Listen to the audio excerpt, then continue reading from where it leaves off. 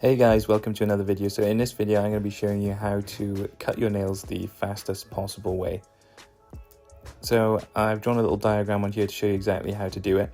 So in this we're essentially going to be using 45-degree angles as the main cut for the fastest way how to do it. So basically what you want to do is you want to line it up around 45 degrees to the finger first of all, and that's where we make the first cut. The second cut will be on basically the opposite 45 degree, and the last cut will actually be made on the top, which I'll show in a minute.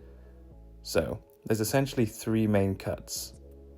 So you have the 45, but then this is kind of like the finishing main bulk of the cut, which is basically just straight across the top.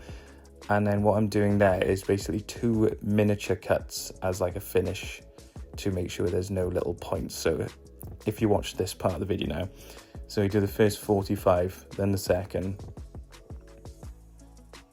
and then we'll go straight across the top. But then there's always two little burrs left over, basically like two little points. So what I'm doing is two extra cuts. So in total there should be about 5 cuts. I know this sounds like quite a lot, but if you're not doing this kind of in your mind when you're cutting them, then you're going to be just using your visual cues most of the time, which will make you end up doing different amounts of cuts for different fingers, which will actually increase the time overall that it takes you to finish cutting your nails altogether. But also with this you get a more consistent finish compared to if you were just eyeballing each nail, trying to freehand it basically every cut that you make. But yeah, make sure to subscribe guys. I hope you like this video. It's just a way that I do it, and I found that is really effective and quick. So yeah, make sure to like and share.